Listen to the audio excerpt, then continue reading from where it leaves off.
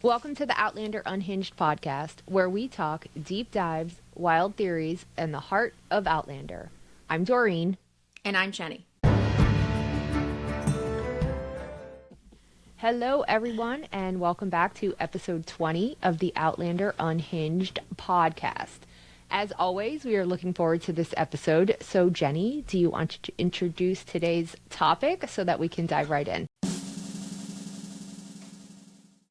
Yes. Today's topic is analyzing the Outlander Season 8 official trailer from a book reader's point of view. Woo! I'm get excited about these episodes. Okay. Yes. I'm back. Before we start, can I just say something so random? Absolutely. Okay, this is completely off topic, but it's just been weighing on me kind of heavily. It's so hard to bring up delicate topics. So Yes, agreed. for anyone who is not familiar with podcasting, the person who is editing it has to listen to the episode several times to make sure there are no errors, to cut out background noise, and I'm the one who edits our podcast. So I hate the sound of my own voice. That makes this 10 times more difficult. But also when I'm listening back, I kind of cringe when I hear how many mistakes that I make. And as a result of that, I've been feeling very insecure. And my fear is that people think I'm a moron because I misspeak, stop talking mid-sentence, say words incorrectly. So I just want to address it before we get started. First thing is that I have Invisalign, and that gives me a little bit of a lisp, and sometimes words come out very odd for me. Second thing is that I have lupus and I have brain fog. So Jenny does too. I don't know if she wanted that outed, but I don't care. it's all very humbling. And the third thing, in my opinion, which is the biggest thing, is that when we're recording, in my mind, I have to sort out the points I'm trying to make, the arguments I'm trying to make, all while making a mental note of what spoilers the other hosts have, what book they're on, what happened in the book versus the show.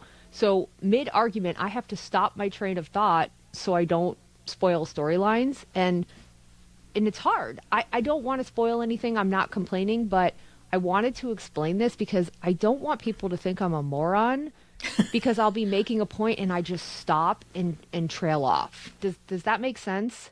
So this last episode that we just did, if you've not watched it and you listen or watched and listened to it, if you go back to it, you're going to see Doreen at one point go, Roger. And yeah, so I think it's really important. I can see it happening because it happens to me too.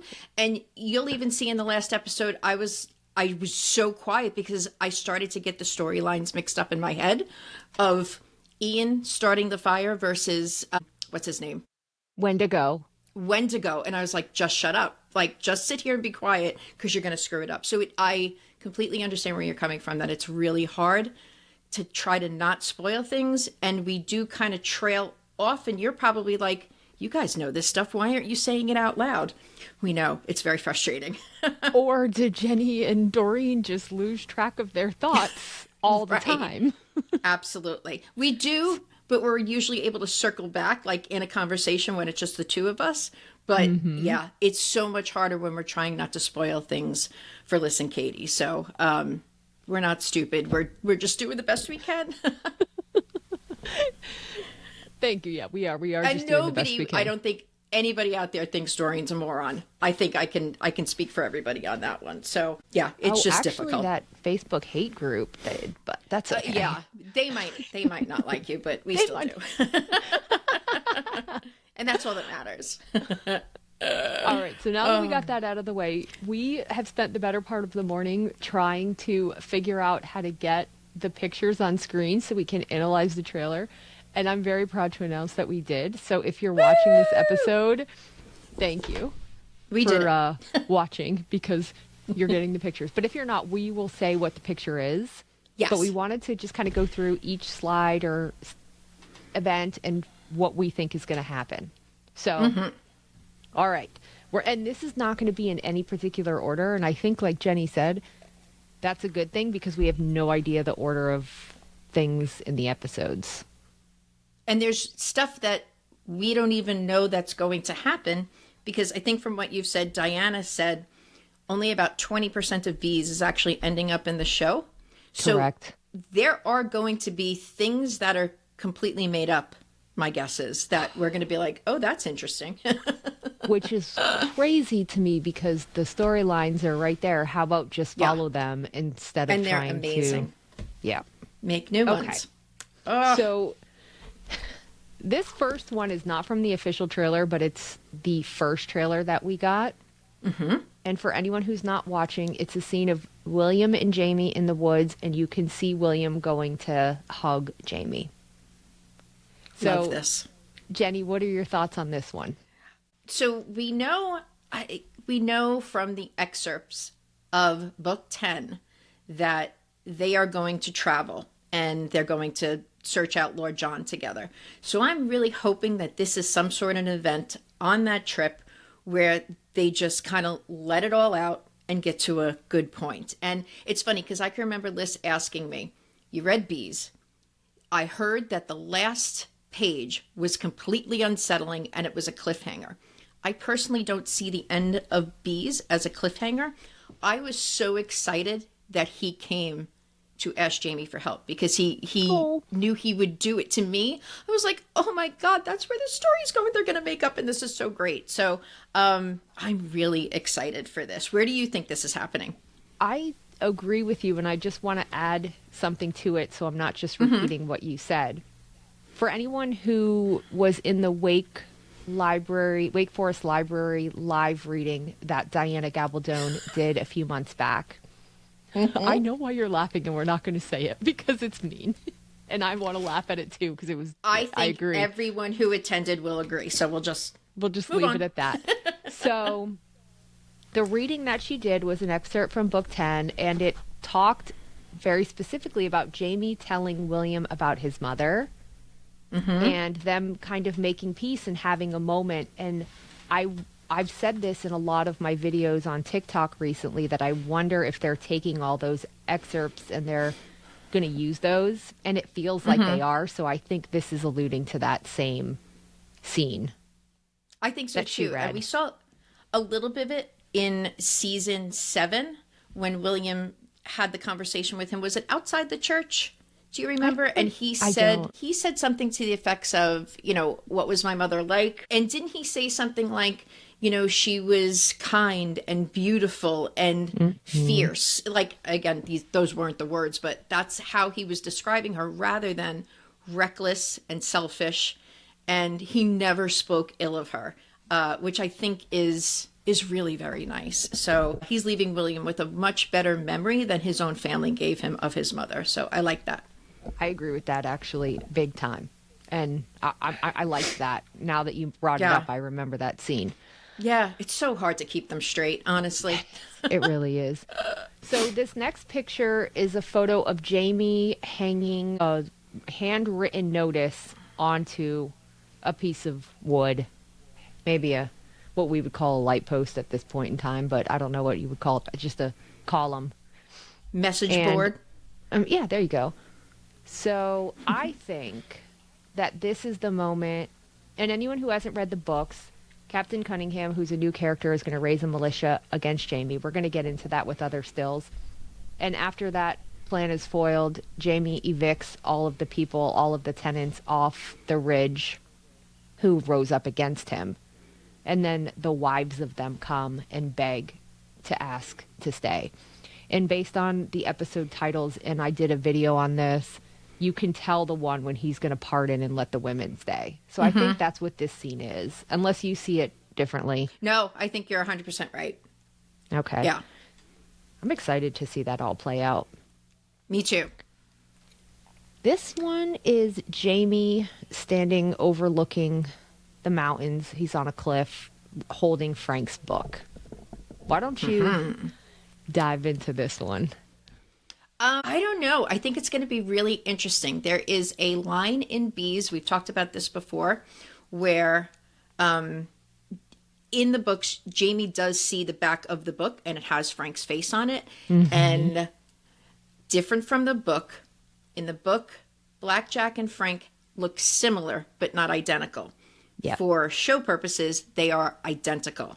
So for Jamie, this must be completely unnerving. And they'll probably go into how Claire was not maybe happy in her marriage, and that how did you look at him every day, and seeing the face of Black Jack Randall, and maybe Jamie will understand that she did not go back to a happily ever after. As far as Jamie goes, though, in the book it says if he were to ever come back as a ghost, there are some people he would like to have them see his face to see their reaction.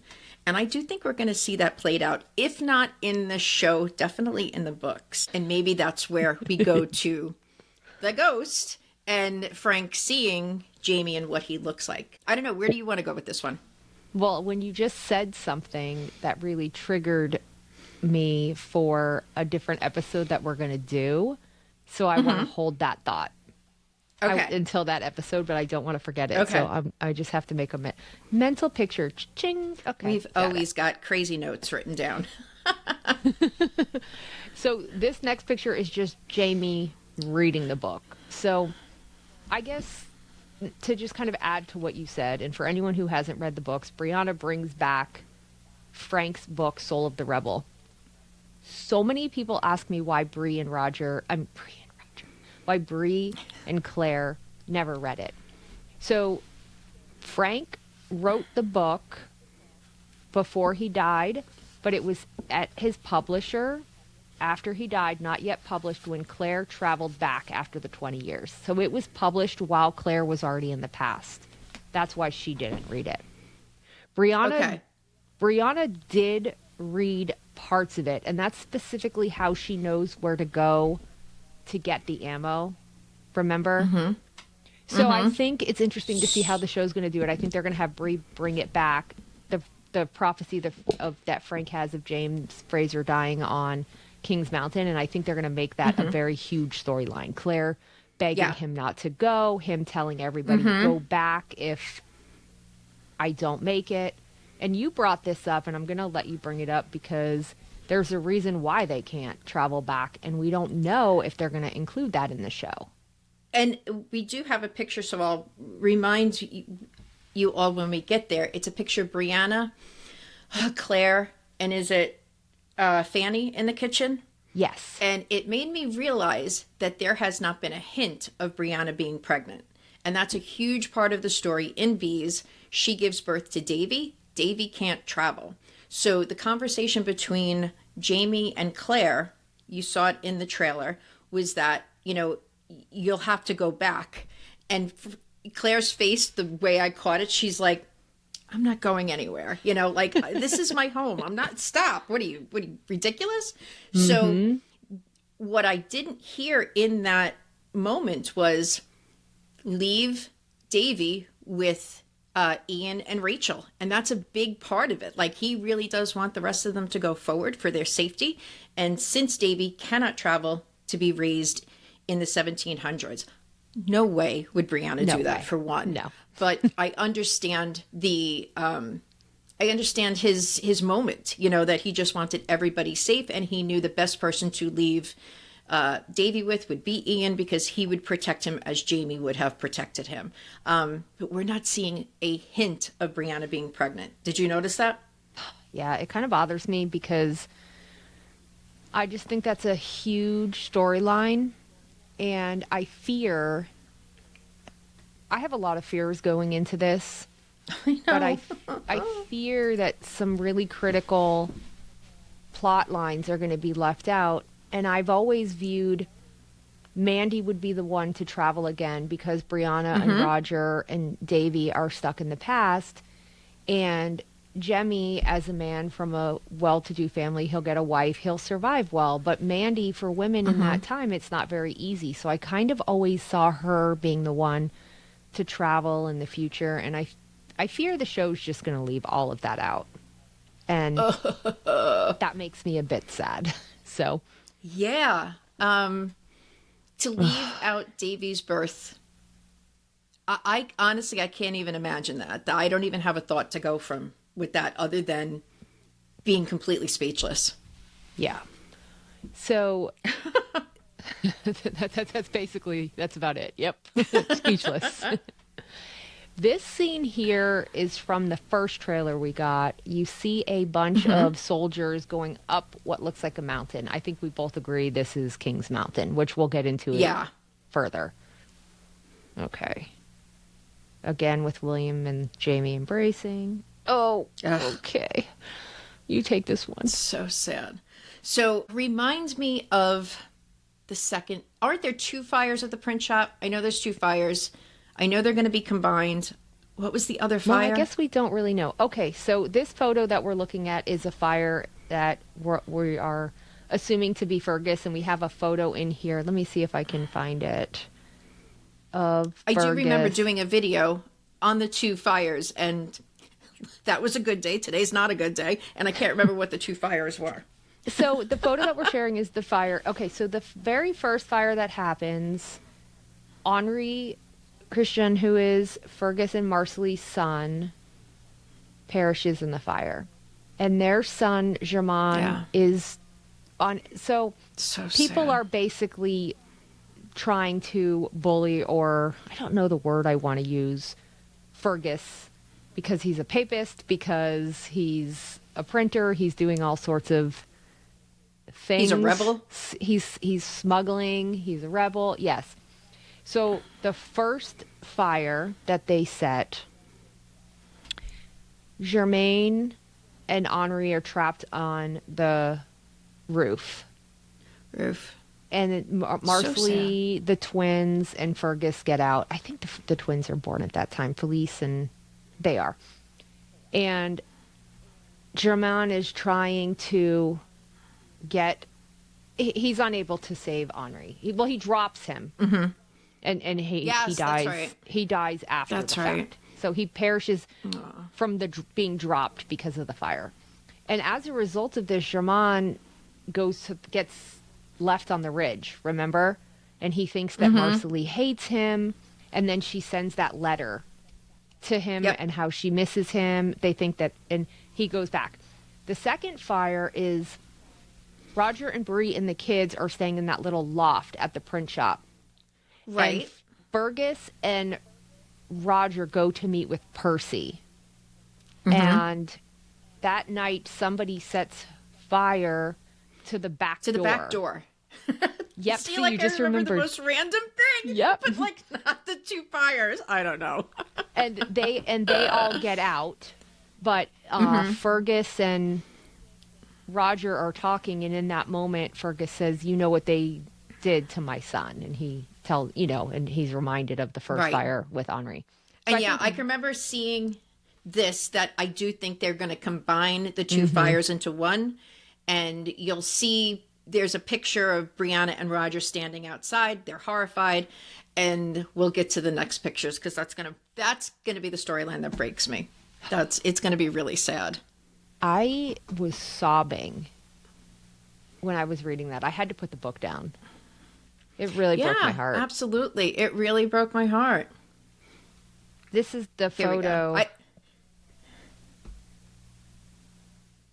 Oh, sorry. I must have made a noise. Oh, no. I was just looking. I thought I saw something in the background, and immediately I started zoning out. So this photo is Briana and Roger. What were you saying about this one? I feel like this is when they first get back to the ridge, because when they do, word travels like immediately and everybody shows up. So it's a nice get together. Everybody's happy to see them again. The party goes into the night. And I think this moment is just them being happy to be back around family. I mean, I could be wrong. It could be any time during the story, but I do think Roger's clean cut. His hair is nice and short, a modern haircut. So I do think this is when they first get back to the ridge.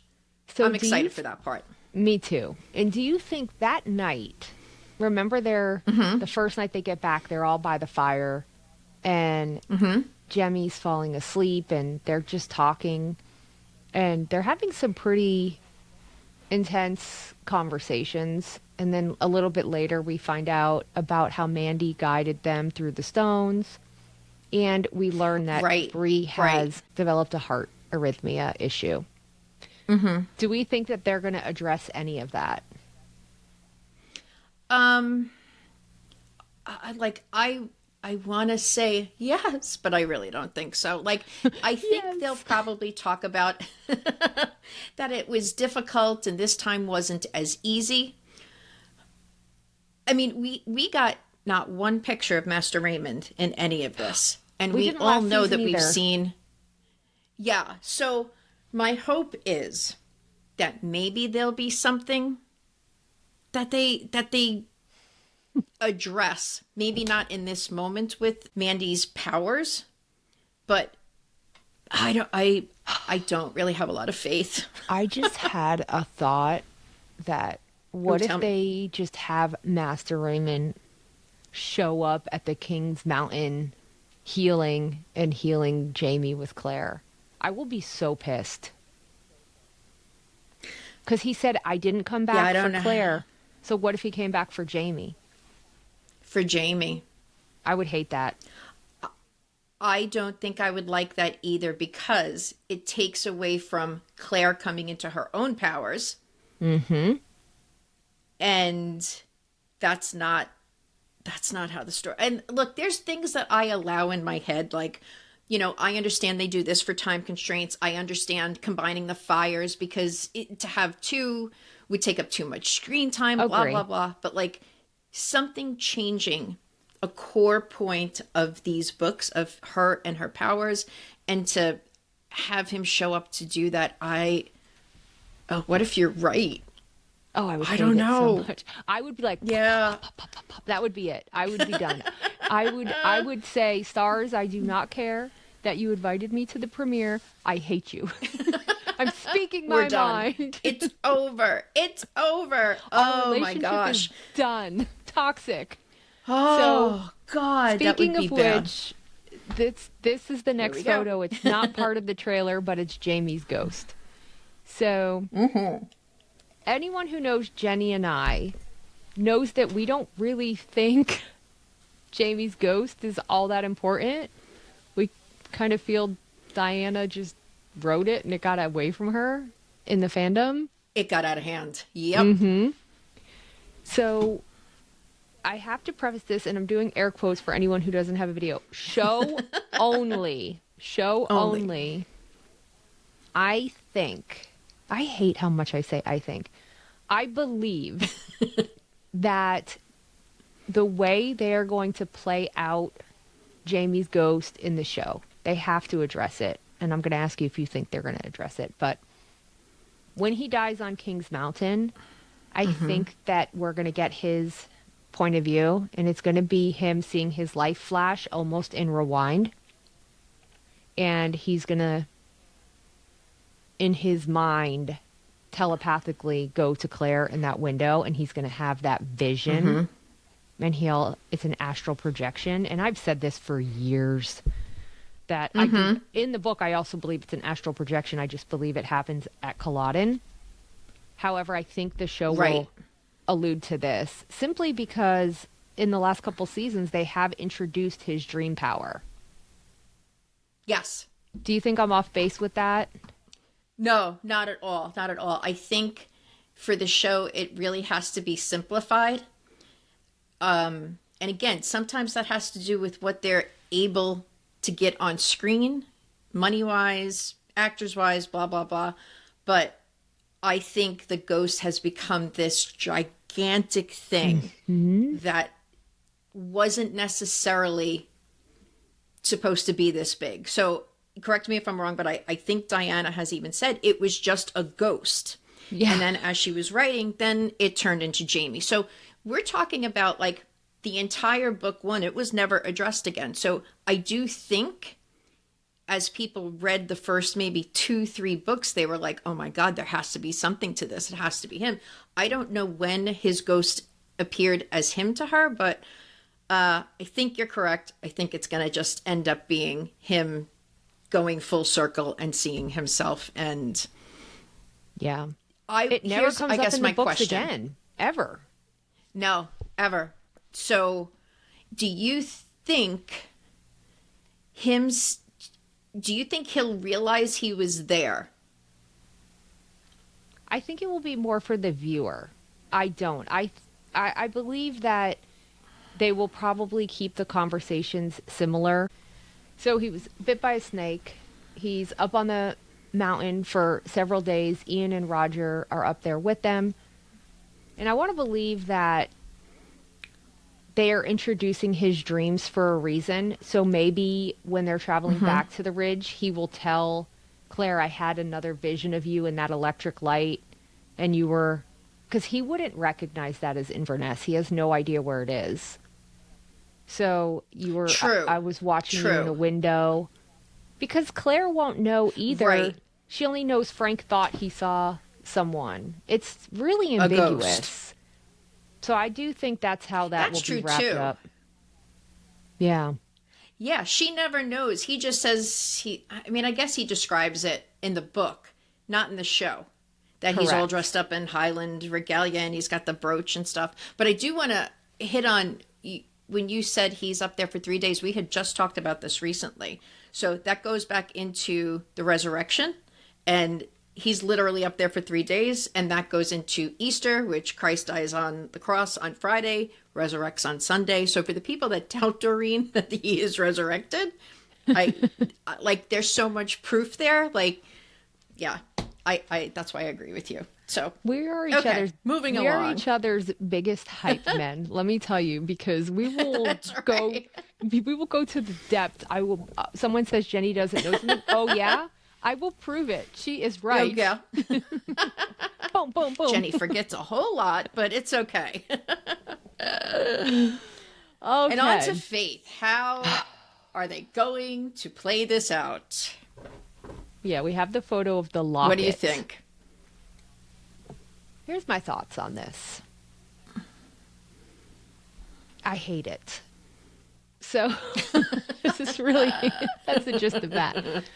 So for anyone who doesn't know, brief synopsis. In the book 9, Claire does find the locket when they're back on the ridge, and she has these thoughts of Master Raymond. What if Faith was alive? And the conclusion to that is basically Jamie telling her, you're going through some trauma and you're imagining this is not what happened. And everybody just kind of moves on, and they love Fanny, and they kind of try and get her healed. She's got a lot of shit.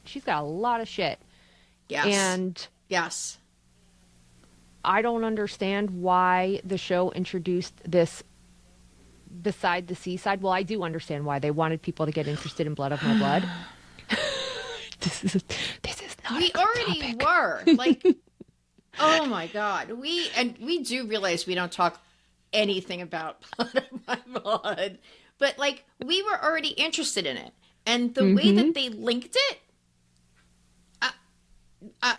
because I'm going to get salty. She's gonna now. get like, just watch her did you face. It's gonna get ChatGPT it? so Like- red. It's gonna get so all red, guys. red. It's just so stupid. Like, so that whole thing with the Living by the Seaside song was just that moment. You made it out to be this big connector, and we're all like, oh my God, does the woman that Henry's sleeping with, does she get pregnant? Is that past? Like, we were all going crazy with theories, and it was just a stupid insert of a song, and that's it. Like, I would imagine, and I'm, of course, could be so wrong because I'm just throwing darts at a board, and if they stick, great. right. I would imagine Claire has not actually woken up yet when we start the new season. Or I do think there's going to be a flash Wouldn't that forward, be interesting? but maybe the Fanny scene never even happened, and the singing portion of it. And I don't know, or there has to be something along those lines. We already know that they're not going to do a crossover with Blood of My Blood. So Right. Thank God. Yeah, thank God. I don't know how they're going to get out of this. I mean, there's the conversations that they have about faith happen more deeply during the Cloud Tree birth, correct? Yeah. Yep. Like that's kind of where it happens. So it's not, I don't know how they're going to bring that conversation into this moment, because we're not, as far as we know, getting the Cloud Trees at all. We've discussed that before. Yep. Last Hopefully episode. it'll just be a quick thing. and it's over and done with. Which episode did you think this was going to happen in? I think it has to be resolved very quickly. They have to get back to the ridge. Yes. You Right. know, I just... Do you think it's good? Do you think we're going to start at the ridge? I kind of do. I do. I think Briana and Roger will return the first episode. Maybe we will get some flashbacks. Maybe... Okay. I really don't know. I really don't know. And it's interesting. I know. I wonder if you've thought about, and I've thought about this in the books particularly, Fanny actually being related to Claire, but in a different way. Right. Meaning that Fanny marries Germain, because they're very close in the books. They're older. And Yes, they are. that is the line that leads to Claire eventually. Though, Yeah, I mean, it even could go with Alice, but if they're not going to use Alice in the show, Alice would be the daughter of the Cloud Trees. Agnes. They still have Agnes, sorry. They still have to get back to England.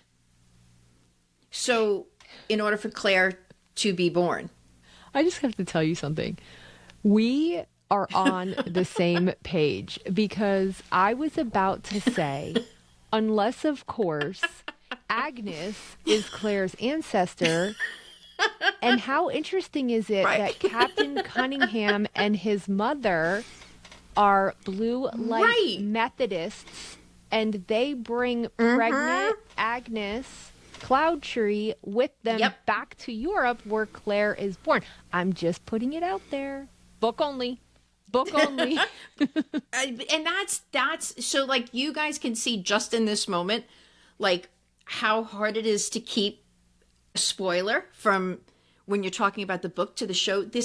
It's wildly different, and there's so many more pieces in order to get to the end of the story for it to make sense. Because we'll have an there's episode, a lot in here. For there's example, a lot in here. And it will be Jamie, man of his time or warranted. I can't remember the episode we did. I had to send my note to Jenny and say, what in this is spoilers? Oh, I can't expand on this. So it's really hard when you're having a debate and you have a great argument, but it's in a later book, so you can't use it. Man, this is pissing me off. And I don't want to complain because, oh my goodness, we love the synergy of the four of us in recording. That's our podcast. But I think that's why we've kind of broken it down to we have to have some book episodes where we can talk about the books. We just have to. Yeah, absolutely. Yeah. Well, fingers crossed they tie up that storyline quickly and we move on. We never have to hear about it again.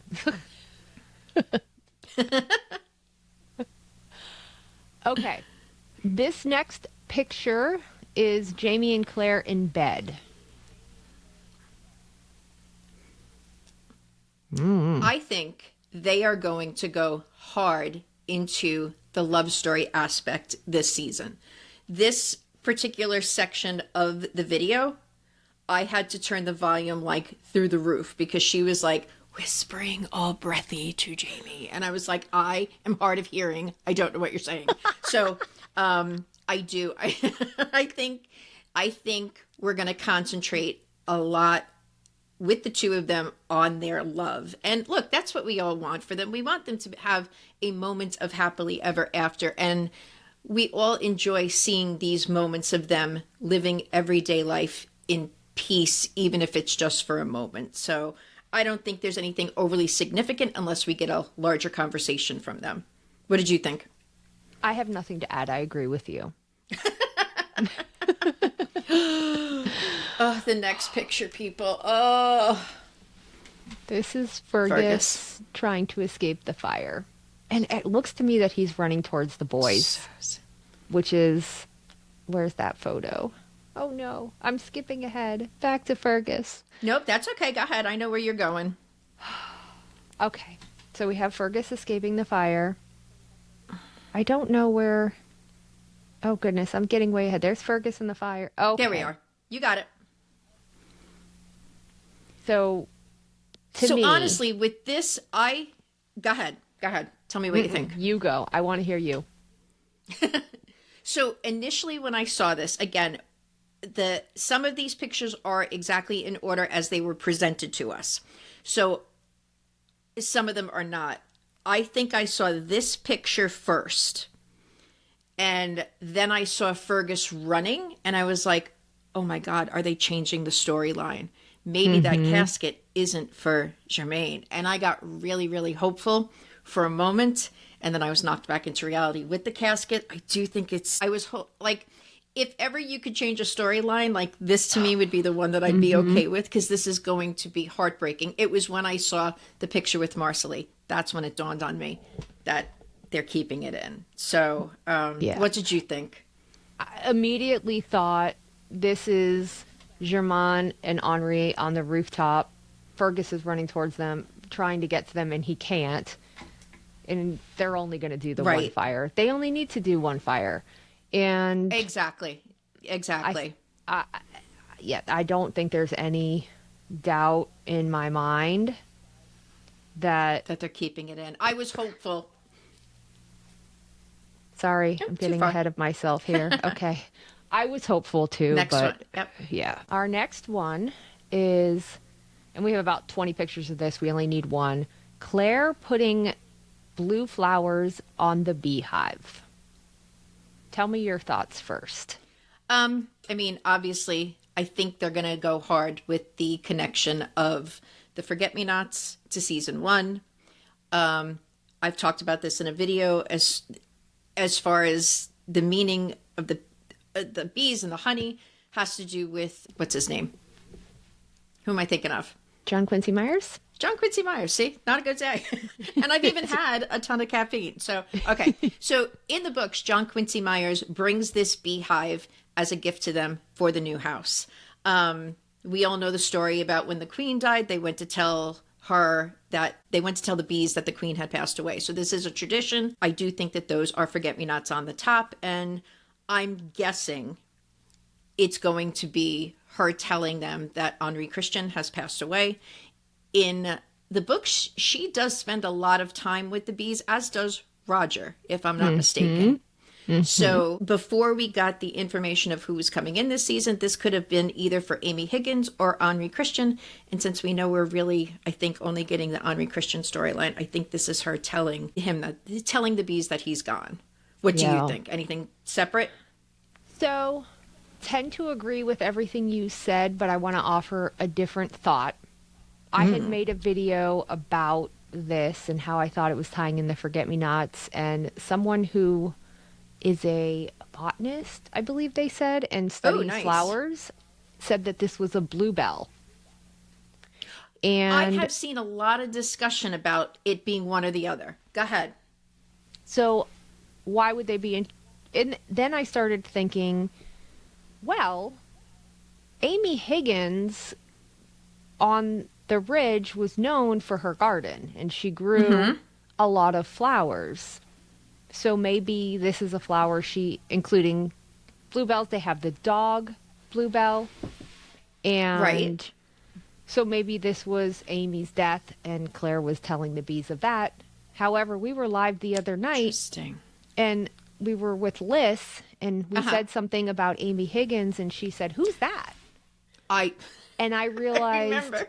Yeah, her name isn't even Higgins in the show. That's why Liz didn't remember her. And everyone in the comments was, "Oh, is that the woman that Roger was helping?" So I think in that moment, I realized how insignificant she is to people who only watch the show. Right. And I eliminated that from my possibilities. No, I think that was a good catch. Yeah. However, it could also be Claire letting them know of Bree and Roger's arrival. Because they're messengers of all sorts. Though, it's Diana's theme. We saw it in Bird in Hand, which is the prequel book, that Ned tells the bee of Seamus's death. So I do think you're right. And we can kind of... No, I like that, though. It would have been incredible to see the Amy Higgins storyline continue on. There's so much in the books. And I understand they're lengthy. We'll talk about down the road maybe getting more information out book by book. Yeah, so and we people are can doing really a series, the characters of season 8 and who you'll be missing. So you just have to keep looking for those episodes because we are going through all the characters that are being missed. And I've Yes. had a wonderful time doing that series, quite Yeah, honestly. that's a lot of fun. Okay. This picture, Jenny found something very, very interesting in this photo. So I'm going to let her explain it. But it's a picture of Jamie and young Ian walking in the woods. Okay, so we had been talking about this very surface level just last week. And one of the things that I noticed, I couldn't make out that it was Ian at first. And then I zeroed in on his arm cuffs. And that reminded me that that's how he was dressing as a Mohawk. But then I was looking, and he's got on an English hat, and he's got on an English jacket, and he's dressed just like everyone else. And the difference is that in the books, even for Jamie, young Ian is dressed Mohawk all the time. All the time. His hair, his clothing, his speaking, everything is Mohawk. Jamie is always in a kilt. Like, what is that about? Like, why did they change so much from the way they dress? I think it's really an important part to keep in the story, that they're still dressing as if they were back in Scotland, or that young Ian is still dressing as a Mohawk, because he's not just cosplaying as a Mohawk. He is Mohawk to his core. So to have him continually dressing as an Englishman is absurd to me. So then, you start to think, are they trying to direct this towards a U.S. audience? I have thoughts on that. So after the Battle of Culloden, 200,000 people were estimated to have left Scotland for the United States. After the famine in Ireland, 1.5 million people immigrated to the United States in the years after. There are more Irish and Scottish people in the United States than there are in Ireland or Scotland. Wow. However you break it down. So that's really pretty amazing. So then that starts another conversation. Americans are so obsessed with genetics. We're not obsessed with genetics. We know very little about our backgrounds. We all come from someplace else. When you start thinking about the transatlantic slave trade, people have no history. So we're trying to find links to our past. My dad was first generation here. All of my grandparents pretty much come from Ireland. So I have no history on any of that. What a missed opportunity to show how significant the dress is to a time period piece. For Jamie to be walking around in a kilt, to me, would be perfect. For young Ian, who is now a Mohawk, dress him accordingly. Stop dressing him to fit in with the United States, because that's not what was happening back then. It still doesn't happen now. People from all walks of life are dressing still the way they were back in their own country, and that's our culture here. We get a lot of crap for having no culture. We have culture from everywhere. Last night, for instance, today is the Feast of St. Bridget. So I had this on because I knew we were talking about this. So you tie a scarf, a ribbon, or something to your door handle overnight, and it keeps you from getting sick. You know what? It's just, that's part of Irish. Yeah, so that's part of Irish culture. And you know what? I wasn't sick last year with like a cold or a flu or anything like that. Do I believe in it? I don't know. Maybe I do. Can't but hurt. These are, exactly, considering Doreen and I, we're going to do anything possible. So the point is to have shown this significant part about their background. Such a missed opportunity. Why do you think they're doing this? Well, what are your thoughts? I have been pretty vocal about, honestly, the erasure of diverse characters and their storylines. Started all the way back with Joe Abernathy. I will say I enjoyed what the show did with Each and Yes. Joe. However, it was not historically accurate to that time and how he would have Right. been treated. Unfortunately, the book is not favorable, but that is the reality of how he would have been treated. Right. And that's a topic that could go a lot of very different ways. But we did an episode 2 weeks ago about the Cloud Trees, who are very significant characters, a native family, a mixed native family. And whether you want to believe it or not, or say I'm a conspiracy theorist, indigenous cultures are at the root of Outlander. Master Raymond chose, for whatever reason, to help many groups of indigenous tribes to time travel. And huge storylines that take place are and all of the prophecy of Claire's white hair told by an indigenous healer. The Cloud Trees, baby being healed, an indigenous family. Jamie being saved from the militia because of what? An indigenous man who carried his message back to the tribal leader, and they sided with Jamie. Ian being a Mohawk is his entire belief system. And it's so prevalent, particularly in book 9, when Jenny comes and her having to adjust to that. And it's very interesting that Jenny's love interest also becomes a Native American. And it's just, I don't want to call anyone out. That's not my intention, but I'm confused why these are the storylines being left out, but we're adding in Faith being alive. I guess it would be a shock value. There's not a lot of shock value here.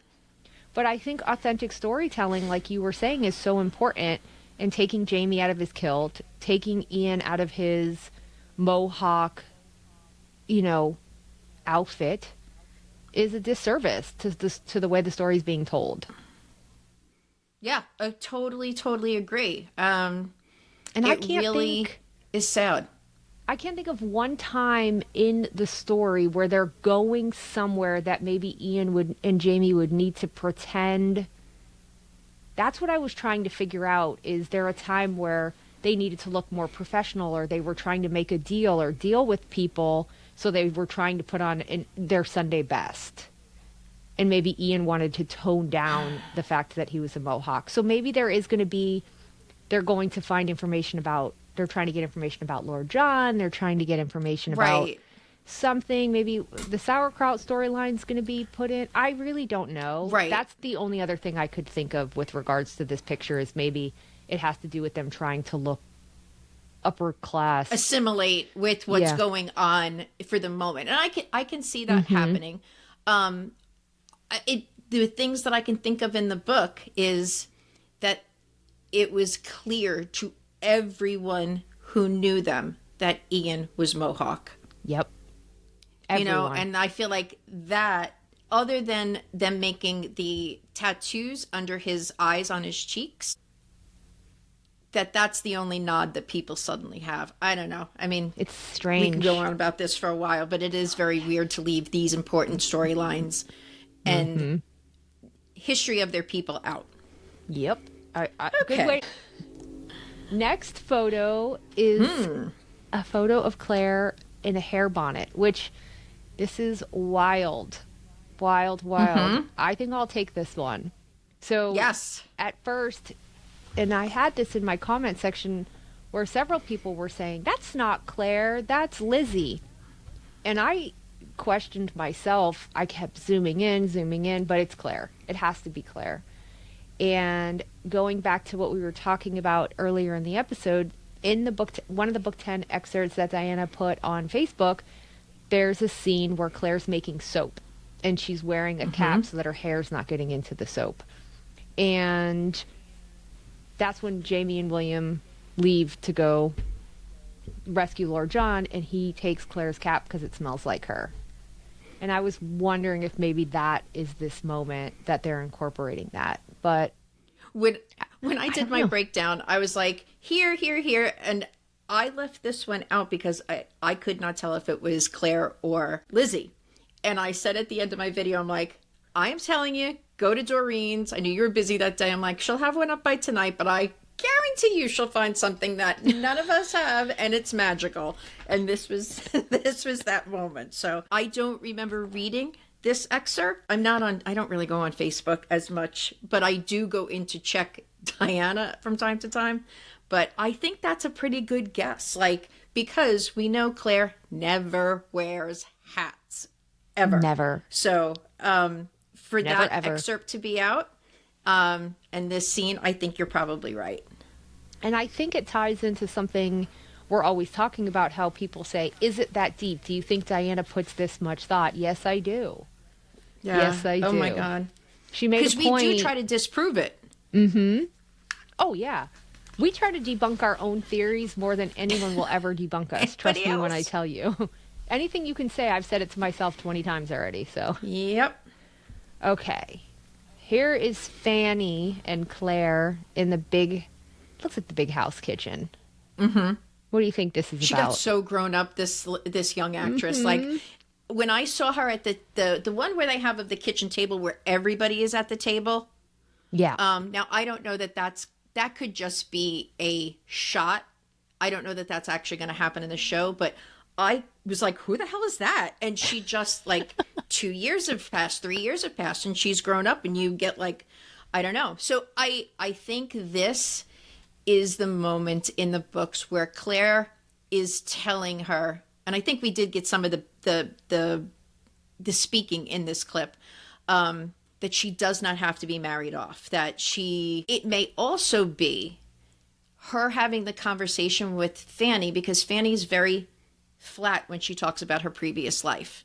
And she'll just say the word whore out loud, not thinking that other people would be upset by it. So I do think it could be either of these scenes. I do think it might be where she's saying, you know what, certain things we don't talk about outside the house, and you've had a very different life than other people. Because if I'm not mistaken, the conversation with her never having to marry, Jamie was there too. Am I wrong with that? He was. And I think something also, obviously they left this out for time constraints, but Fanny she has a lot of issues with speech and talking in the books. Yes.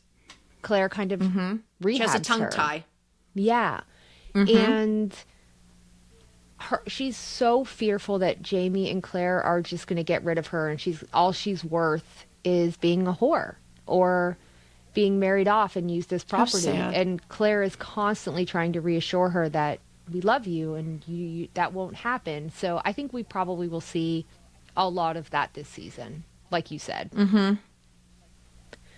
Oh, okay. Ugh. This is just So Jamie with sad. the casket. I think this is Henri. I really do. Yeah. I mean, when we first saw this came out before the Henri pictures. We were hoping to get the storyline with Amy Higgins, but I think it's Henri. And this. Oh, we went through, we did do a lot on this already, The Soul of a Rebel. We did already talk about this a lot, but I just had to include it because. Look, there's a lot of takes on what's included in this picture. Somebody else had mentioned that little squiggle off the edge kind of looks like a 9. I can't argue with that. I see It was a snake. in one of my comments. Well, yeah, we've got the rebel snake on the side, the don't tread on me. I am of the opinion that could be both, what is it, the English rose? I think or the it's Jacobite rose in the center? I think it's the Jacobite rose in the center. I We was should do a kind of separate hoping there's episode a... breaking this down and breaking down Fergus's print shop sign. Oh, that would be fun. That would be a fun That would be episode. fun. I think we already have some videos, but we're going to circle back. Okay. We're getting All right, into this it. is interesting. Okay. We've got William at a grave. Whose grave do you think, and what were your initial thoughts? All right, so my initial thoughts were maybe we do know he ends up in New Jersey looking for his cousin. Now, I had forgotten completely that he was grave digging, looking for his cousin. So my initial thought was, I wonder if he went up to New Jersey, and while he was there, he was looking for Jane's gravesite. Now, we do know that the Battle of Monmouth, the church that they were in, is not where she was buried, but she was buried somewhere else as a favor to Lord John, if I'm not mistaken, right? Does that sound right? Yep. We don't know where though. In another church area. But interestingly, there is a church. Now I'm getting different answers with Google, whether it's Manalapan, New Jersey, or I can't remember what the other town is. Doesn't matter. It might be Middletown, which is about 30 minutes from the site of the actual church in Monmouth that did burn down during the Revolutionary War. So that would be an author's trick as to why this burial site no longer exists, because it burnt down. So I thought maybe that was like a hidden thing in there. Like a red But then herring. I was reminded by everybody. Yeah. But then I was reminded by everybody that he had been grave digging. And again, these books are big. I can't remember everything. So I do think that that's probably what it is. I agree. And I do feel this is likely around the time where he will meet Amaranthus. And I'm convinced that they're going to play up the love story aspect of him and Amaranthus. I truly am convinced of that. I know you don't love it. I know. I don't. Especially because, and I made a video about Lord. this, his jacket, his coat that he had on had the Beatles.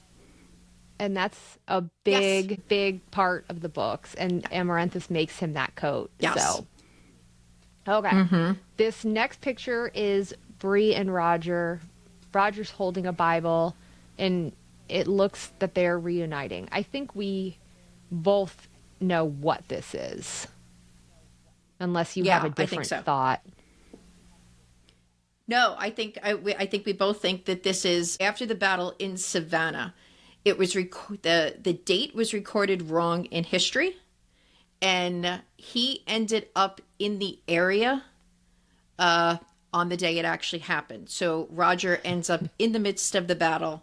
Briana is brought to that same battlefield to draw the picture of I think it's Pulaski. The only reason I remember that is because there's a highway in New Jersey named the Pulaski Skyway. And she was painting that as a favor to Lord John. Yes, his death picture, just to remember him by. So they both ended up at the same battle, not knowing where each other was in this moment, and this is the moment that they reunite. So, it's a pretty pivotal part in Roger's story. And I want to find, where is this? Hold on. I want to find this one photo. Okay, so this is interesting because I wanted to touch on this as well. We see Roger now on another battlefield, but he's in a coat this time. Do you see this coat that he's wearing? Yep. With the red? So I think it's the rebel side. I think it's a newer version of the American side of the uniform. As they went forward, they got more organized. Now, I am not an American Revolutionary expert, but I do know that, they got more organized. That's the only thing I can say. So I do think since he was a chaplain, he probably ranked in getting a newer uniform. Does that sound I was thinking the same because plausible? Yeah, so one of the things in the book is that Roger goes on to these battles and he, I guess, says their last rites? Would that be? He administers to the sick. There's actually no last rites in being a Presbyterian. Okay. Last rites is only in Catholicism. I'm not saying that there's not some version of it, but he is Presbyterian, right? So he's administering he's praying for comfort. People that are injured. Yeah. Yes. Okay. Exactly. So he is with a number of men that are passing on the battlefield. It was not even like planned to do that, but in that moment of this battle, he felt that was what he could do. And again, this is where Roger really begins to become a minister. And you remembered this story because I was like, this has to be a moment from the book. So why don't you explain this part? Well, I'm not sure that this is what that is. I think you're right. There's a scene in the book where there's a boy who is drumming. You know how sometimes they have banners and they come through with a horse. That's the concept here. He's a drummer. it's playing their war song when they're going into battle, and he's gravely injured. And it looks to me that there is a drum underneath this boy. So I don't know. That's the only. No, I think you're right. I completely forgot about this part. When we tell you bees is, there's so much information, although this technically happens in which Written book in My is Own 8? Heart's Blood. Yeah. I mean, there's so much info in 7, 8, and 9. This is where the meat of the story really picks up. So there's a lot to remember. Mm-hmm. Okay, so then we have this photo of Claire's very bloody hands. Mm-hmm. I think feel like that's the floor behind her. What do you think? You think it's the floor of the big house? Or what do you think it is? I went back and forth because it looks like wood planks. Mm-hmm.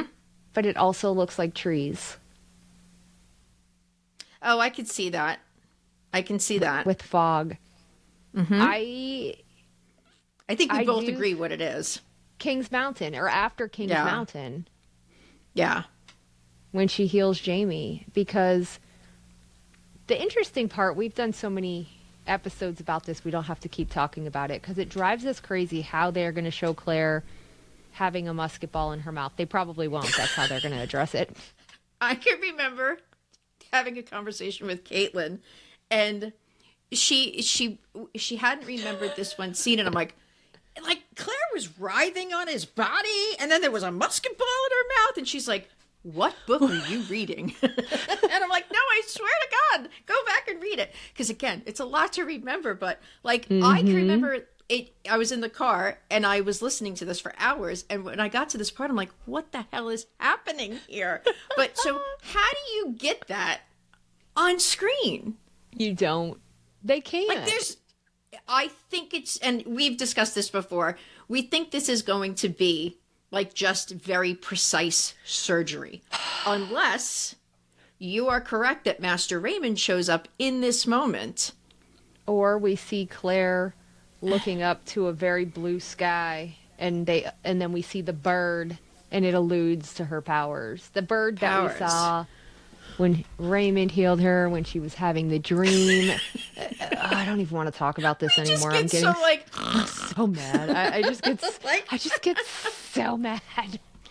Because there's so much that was left out that makes us excited to talk about it. Mm-hmm. And it's missing. It's missing. Very sad. It's sad. Yeah. When I think about, before we get into this next picture, when I think about show watchers never meeting Sylvia Hardman, never meeting never knowing the real storyline of Totis, we're going to get to that actually. Oh. And never meeting the Sachem, we're definitely going to get to that. It just makes me sad. It makes me so sad. So yes. Yeah. This photo that we have here is Jamie and Claire with Ian, Rachel, and their baby, which I cannot wait to see their baby. Alludes to a couple things. One, there's obviously a big time jump of at least 9 months because she has a baby. Yeah. I think this is the moment where they see Bree and Roger coming up the hill. I agree. Absolutely. Okay. Like, let's just go stand out on the porch. Oh, hark. There's our daughter and her family. No, I thought you were going to say, "Oh, hark, the herald angels sing." Where are we going with this? Oh, my Lord. There's quite a few photos of different, I guess we could call them base camps. I think this might be at the foot of King's Mountain, but it could also be any of the battles that Roger's at, or whatever. Where's this photo? Where is it? It's very hard to find these photos, okay? I just realized we haven't touched on half of these topics. Whatever battle this is that William is fighting in. I don't know. And if it's the last we saw for the show is that William will no longer fight. That was the deal that was made, that he would step away. It could just be a random battle. He passes on his way to New Jersey looking for his cousin. This I think we know exactly where this is going. So let's start with. You're fine. I just love this photo. This is Jamie having someone in a chokehold. And because we read the book, I don't know how anyone who only watched season 7 would recognize this as Percy Wainwright, but okay. This is Percy Wainwright, aka Bisham. This is a huge character, very huge character. And it will be interesting to see how the show tackles this. We do see that obviously he knows where Lord John is, same as the book, because Jamie and William are trying to get information out of him. That's how I take this scene. Mm-hmm. You agree with that? Absolutely. All right, the next photo we have, I think you talked about this one earlier, is Briana. And I don't know what is going on here, but I have some thoughts. I think that this is going to be the introduction of her heart condition. And she's in AFib in this scene. Interesting. Storyline in the book is Briana gets commissioned to paint a portrait. Mm-hmm. Or draw a portrait for a friend of Lord John's. And that's why her and Roger travel to Savannah along with the guns. And that should be in Sauerkraut and what's the name of that episode? It's the same in the book, the chapter. I can't remember, but it's sauerkraut, muskets, and something. Something. Okay. Yeah. So I don't know what they're going to do here. So they go to Savannah. She's staying at this house with the kids to paint this portrait. William, on his travels, along with, I just had the name 2 minutes ago. Who is he with? Amaranthus? No, You're John Williams in Savannah? John Cinnamon. Yes, John Cinnamon. So he and John Cinnamon. Another John character who's going to be left out. And John Cinnamon thinks his father is Lord John Grey. That's a whole nother story. That's a whole nother story. So another example of Lord John inserting himself where he doesn't need to be. Poisonous mushroom, must I remember? So she's there. The battle breaks out, and this is when she's called to the battle site where she's drawing the picture for Lord John Grey. There, separate person. But I don't know that this is going to be anything more than the start of this battle, because they're close by the battlefield. It does look like the building back there. Because the introduction of her heart condition happens first on the ridge. Stones. But then when they are traveling to Savannah, they're next to a creek, which we've talked about this before, because I think the water has something to do with it, with her, that she's by water when this seems to happen. And she finally lets Roger know that she's got something going on. So I have no idea what they're doing. In this moment, I just realized what this is. Because look at the building in the background. It's the same color of the Philadelphia where we think the print. Yes. We don't know how they're where the fires are gonna be, really. Okay. Who knows? They may change it all. Next one we have is Ian and Rachel. And Ian is giving her a kiss on the forehead. And there's another photo that they had given us of Ian and Rachel in a buggy. You know how I feel about that one. I want that to be so true. Take that one. This came out in the earlier trailer, and I just don't know specifically what it is. We just had a conversation. We've been having some technical problems today. That there is a part in the story where they're talking about Ian's previous wife, and Rachel she's trying to overcome her insecurities, knowing that he's been married before. Could it be this? Could she be crying so hard?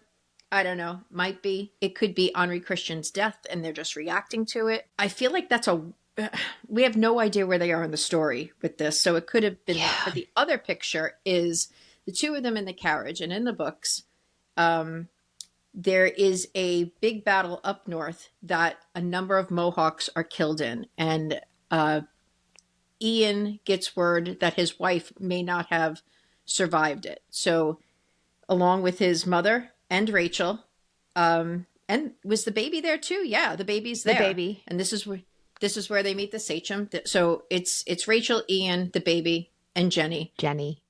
They head north to go find his wife. And in the story, I'm praying this works out because we have heard nothing from the young actor's dad. He's also on TikTok. He goes by the handle Smudge the Blades, and he's been so quiet. They bring Totus, that's his name in the books, Swiftest of Lizards in the show, and they bring him back to the Ridge, and they all live there.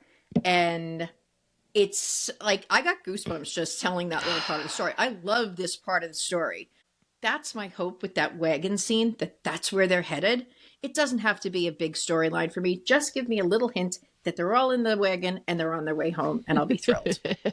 So, what did you think with this kissing scene? It's interesting to me because I don't know what that is. I agree with what you're saying. Those are really the options. It could be anything. Could be flashbacks when she gives birth. I have no idea. However, it's weird. I agree with you, and I don't want to just repeat what you said. This storyline is so heartwarming, and it's so... Also, when he travels north is when he gets back in contact with Sylvia Hardman upon Jamie's request and brings her back to the Ridge. That's, again, another Indigenous storyline with her husband, but I digress. Yep. However, I'm thinking about in Written in My Own Heart's Blood or Bees, I can't remember which book it's in.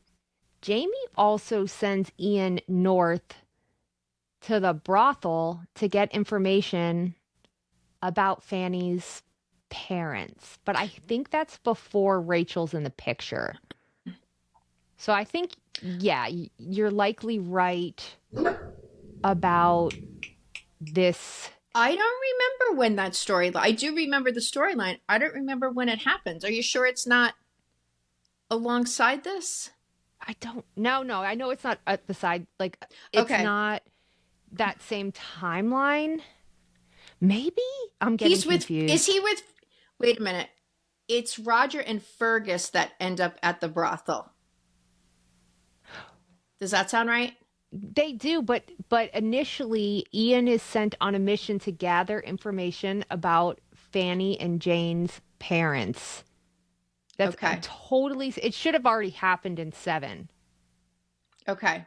So, but again, it ties back into the whole thing of we have no idea what they're doing.